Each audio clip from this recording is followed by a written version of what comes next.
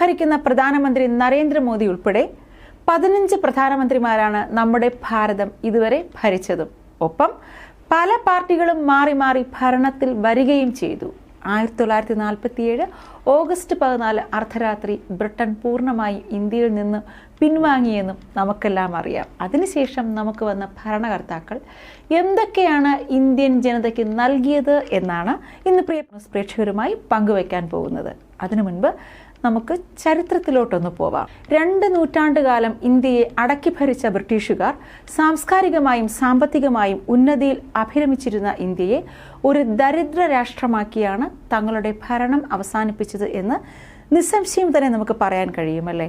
അമൂല്യങ്ങളായ രത്നങ്ങളും വിഗ്രഹങ്ങളും ശില്പങ്ങളും എല്ലാം ബ്രിട്ടീഷുകാർ ഇന്ത്യയിൽ നിന്ന് കടത്തിക്കൊണ്ടുപോയി എന്ന് നമ്മൾ അറിഞ്ഞിട്ടുമുണ്ട്. അതായത് പല വാർത്തകളിൽ കൂടെ നമ്മളിത് കേട്ടിട്ടുമുണ്ട്. അതുപോലെ കച്ചവടത്തിനായി ഇവിടെ വന്നവർ കച്ചവടത്തിനായി ഇവിടെ വന്ന ബ്രിട്ടീഷുകാരുടെ കാര്യമാണ്. അവർ ഇവിടെ വന്ന് കട്ടുമുടിച്ചപ്പോൾ അത് തടയാനാവാതെ പല നാട്ടുരാജ്യങ്ങളും അവരുടെ കൊള്ളയ്ക്ക് കൂട്ടുനിൽക്കുകയും ചെയ്തു. അവസാനം ബ്രിട്ടീഷുകാർക്കെതിരെ നിരന്തരമായ സമരങ്ങൾക്കൊടുവിൽ അവർ ഇന്ത്യയിൽ നിന്ന് പിൻവാങ്ങുമ്പോൾ ഒരു പുതിയ ഇന്ത്യ കെട്ടിപ്പടുക്കാൻ ദീർഘവീക്ഷണമുള്ള നേതാക്കൾ രംഗത്തെത്തുകയും ചെയ്തു. ഇന്ത്യയിലെ നാട്ടുരാജ്യങ്ങൾ തമ്മിലുള്ള വഴക്ക് മുതലെടുത്ത് അവരെ സഹായിക്കാനെന്ന വ്യാജേന ബ്രിട്ടീഷുകാർ വരുത്തിവെച്ച ആഘാതങ്ങൾ അത്ര പെട്ടെന്നൊന്നും മറികടക്കാനാവുമായിരുന്നില്ല. ഇന്ത്യയെ ജാതിയുടെയും മതത്തിന്റെയും ഭാഷയുടെയും സംസ്കാരത്തിന്റെയും ഒക്കെ പേരിൽ പരമാവധി വിഭജിച്ച് ഭരിക്കാൻ അവർ ശ്രമിച്ചു. അതിൽ പരമാവധി വിജയിക്കുകയും ചെയ്തു. ആര്? ബ്രിട്ടീഷുകാർ. ഇന്ത്യക്ക് സ്വാതന്ത്ര്യം നൽകി ബ്രിട്ടീഷുകാർ പടിയിറങ്ങുമ്പോൾ ദാരിദ്ര്യത്തിന്റെ പടുകുഴിയിലായിരുന്ന ഇന്ത്യക്കാരെ മുന്നിൽ കണ്ട് പദ്ധതികളൊന്നായി ഇന്ത്യൻ ഭരണാധികാരികൾ ആസൂത്രണം ചെയ്ത് നടപ്പിലാക്കുകയും ചെയ്തു. ഇതിൽ ഇന്ത്യയുടെ ആദ്യത്തെ പ്രധാനമന്ത്രിയായിരുന്ന ജവഹർലാൽ നെഹ്റുവിന്റെ പങ്ക് അവിസ്മരണീയമാണ്. 1947 ഓഗസ്റ്റ് 15 ഇന്ത്യൻ പ്രധാനമന്ത്രിയായി ചുമതലയേറ്റ നെഹ്റു 1964 വരെ ആ സ്ഥാനത്ത് തുടർന്നു. 1948 ജനുവരി 30 ഇന്ത്യയുടെ രാഷ്ട്രപിതാവായ മഹാത്മാഗാന്ധി, നമ്മളൊക്കെ സ്നേഹത്തോടെ ഗാന്ധിജി എന്ന് വിളിക്കുന്ന നമ്മുടെ സ്വന്തം മഹാത്മാഗാന്ധി, നാഥുറാം ഗോഡ്സെയുടെ വെടിയേറ്റ് മരിച്ച മുറിവുകൾ ഉണങ്ങാൻ കാലങ്ങൾ ഏറെ എടുത്തുവെങ്കിലും നെഹ്റു തൻ്റെ വ്യക്തിപരമായ വ്യഥകളെയൊന്നും അദ്ദേഹത്തിൻ്റെ ഭരണത്തിൽ പ്രകടമാക്കിയുമില്ല. ഇന്ത്യയുടെ വികസനത്തിന് അടിത്തറയിട്ടത് നെഹ്റുവിൻ്റെ വീക്ഷണങ്ങളാണ് എന്ന് നിസ്സംശയം പറയാനും സാധിക്കും. 1950 ഇന്ത്യ റിപ്പബ്ലിക്കായതോടെ കോമൺവെൽത്ത് രാജ്യങ്ങളുടെ സംഘടനയിൽ അംഗമാവുകയും ചെയ്തു. ഇതോടെ ചേരിചേരാ പ്രസ്ഥാനം കെട്ടിപ്പടുക്കാൻ നെഹ്റുവിന് കഴിഞ്ഞു. USSR ശീതയുദ്ധകാലത്ത് ആരുടെ പക്ഷത്തും ചേരാതെ ഇന്ത്യ സ്വതന്ത്രമായി നിലയുറപ്പിച്ചത് ചേരിചേരാ നയത്തിന്റെ ഭാഗമായി തന്നെയാണ്.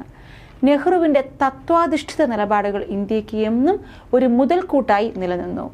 ഗാന്ധിയൻ ആദർശങ്ങളുടെ ചുവട് പിടിച്ച് ഇന്ത്യയുടെ സംസ്കാരത്തിനനുസൃതമായി വിദേശ നയങ്ങൾ കെട്ടിപ്പടുക്കാനും നെഹ്റുവിന് കഴിഞ്ഞു.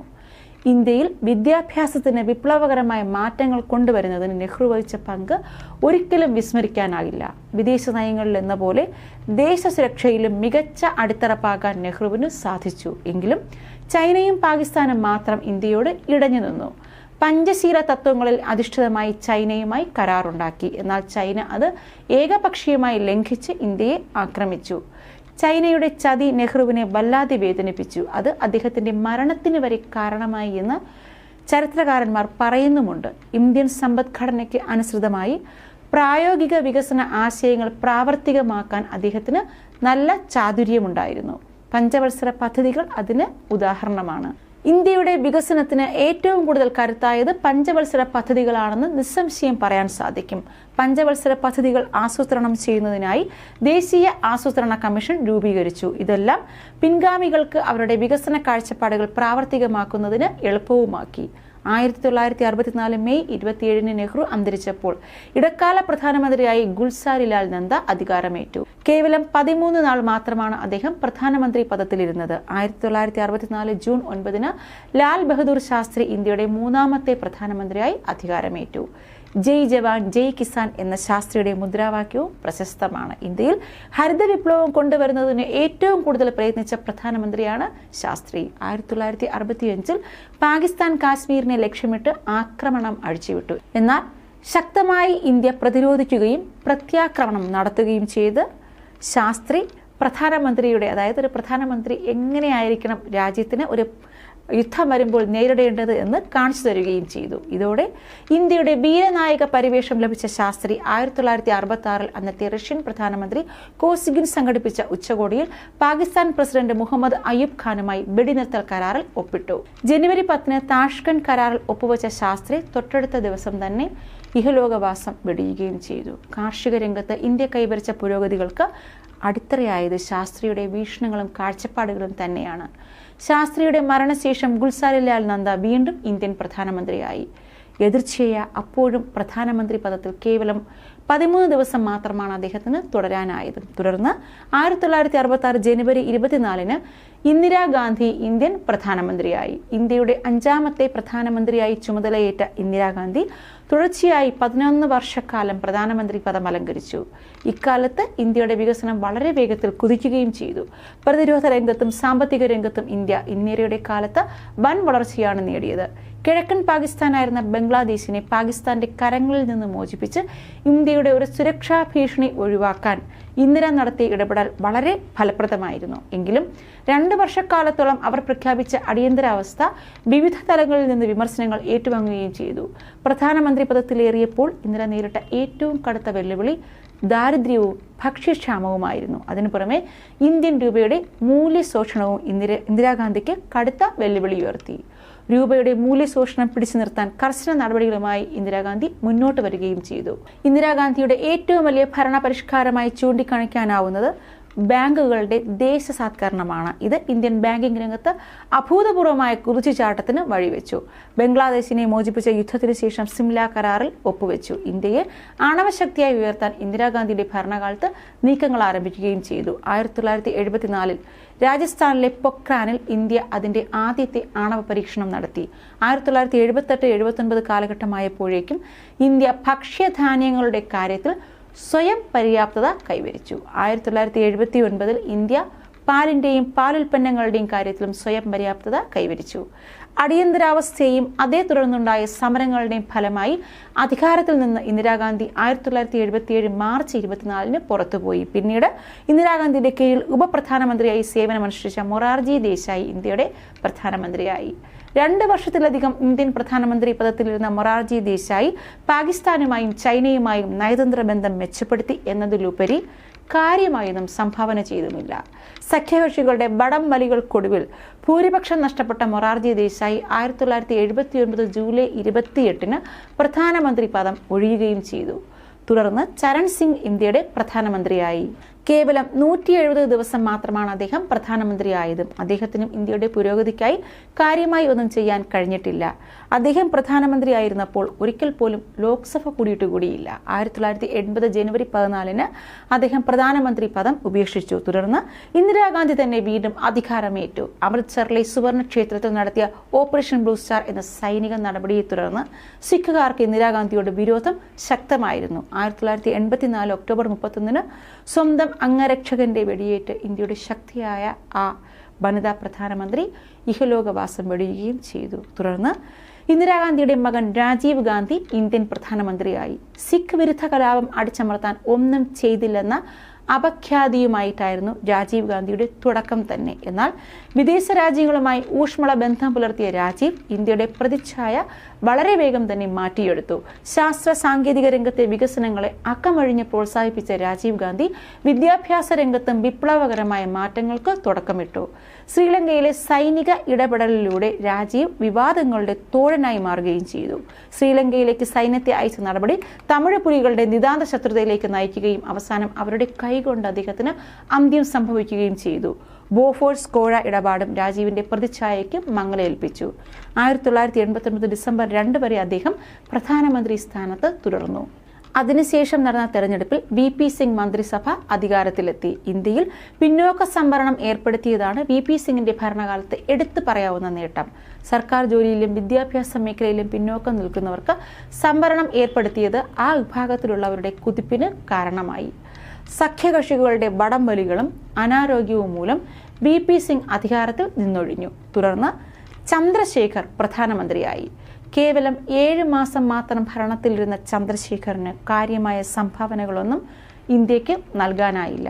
1991 ജൂൺ 21 അദ്ദേഹവും പ്രധാനമന്ത്രി പദമൊഴിഞ്ഞു. തുടർന്ന് നടന്ന പൊതു തിരഞ്ഞെടുപ്പിൽ രാജീവ് ഗാന്ധിയുടെ അകാല നിര്യാണം കോൺഗ്രസിനെ വൻ ഭൂരിപക്ഷത്തോടെ അധികാരത്തിലേറ്റുകയും ചെയ്തു. PV നരസിംഹറാവു ഇന്ത്യൻ പ്രധാനമന്ത്രിയായി ചുമതലയേൽക്കുകയും ചെയ്തു.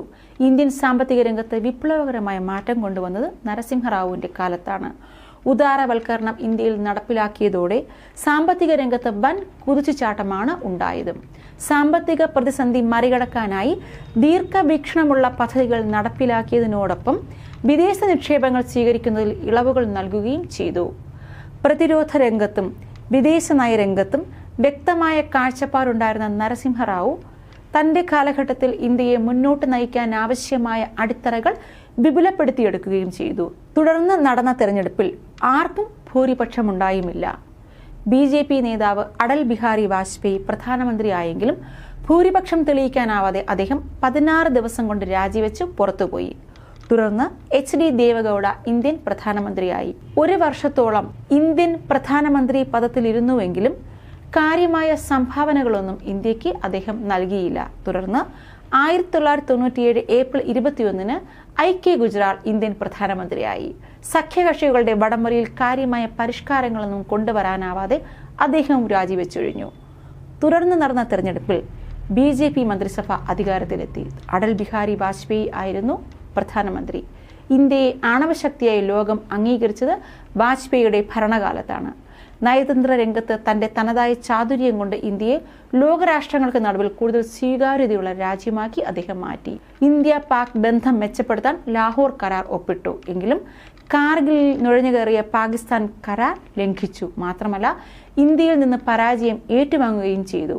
നരസിംഹറാവുവിന്റെ ഉദാരവൽക്കരണ നടപടികൾ കൂടുതൽ ലഘൂകരിക്കുകയും അടിസ്ഥാന സൗകര്യ വികസനങ്ങൾക്ക് കൂടുതൽ പ്രാധാന്യം നൽകുകയും ചെയ്താണ് വാജ്പേയി തന്റെ ഭരണകാലം മികവുറ്റതാക്കി മാറ്റിയത്.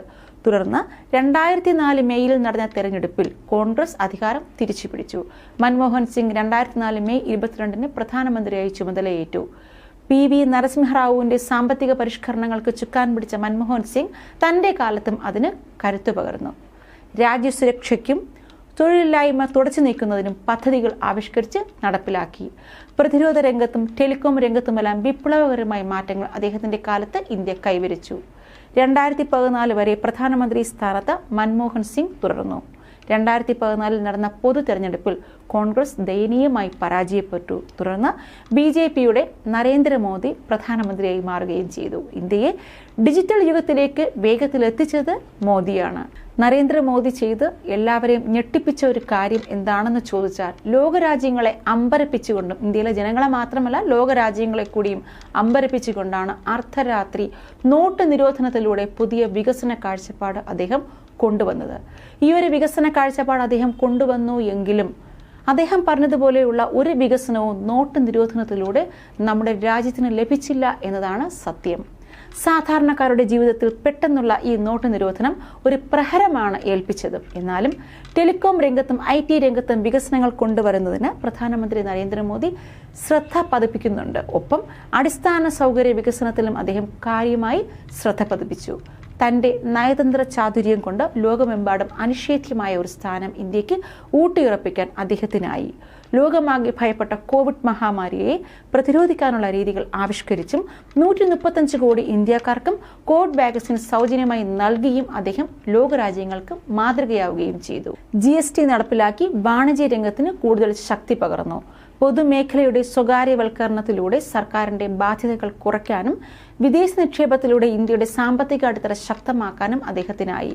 മേക്ക് ഇൻ ഇന്ത്യ പദ്ധതിയിലൂടെ കൂടുതൽ ഇന്ത്യൻ നിർമ്മിത വസ്തുക്കൾ മാർക്കറ്റിലെത്തിക്കാനും സാധിച്ചിട്ടുണ്ട്. ലോകം സാമ്പത്തിക മാന്ദ്യത്തിന്റെ ദുരനുഭവങ്ങളിലൂടെ മുന്നോട്ട് പോകുമ്പോഴും ഇന്ത്യയെ കാര്യമായി ബാധിക്കാതെ നരേന്ദ്രമോദി സർക്കാർ മുന്നോട്ട് പോകുന്നുണ്ട്. എങ്കിലും പാചകവാതക വില വർധന, പെട്രോൾ ഡീസൽ വില വർധന, അവശ്യ സാധനങ്ങളുടെ വൻപിച്ച വിലക്കയറ്റം ഇതൊക്കെ സാധാരണക്കാരുടെ നടുവ് ഒടിക്കുന്നുണ്ട് എന്നതാണ് സത്യം. അവസാനമായി ഏത് പാർട്ടി ഭരിച്ചാലും പ്രധാനമന്ത്രി ആരായാലും അവരുടെ ആത്യന്തികമായ ഭരണലക്ഷ്യം രാജ്യ പുരോഗതിക്കും ജനങ്ങളുടെ ക്ഷേമത്തിനും ജനനന്മയ്ക്കും വേണ്ടിയുള്ളത് മാത്രമായിരിക്കണം. ജനങ്ങളുടെ അടിസ്ഥാന പ്രശ്നങ്ങളിൽ സഹാനുഭൂതിയോടെയും കരുതലോടെയും കരുണയോടും കൂടിയുള്ള ദീർഘവീക്ഷണത്തോടു കൂടിയ ഒരു ഭരണമായിരിക്കണം ഏതൊരു ഭരണകർത്താവും ജനങ്ങൾക്ക് നൽകേണ്ടതും. ജയ് ഹിന്ദ്.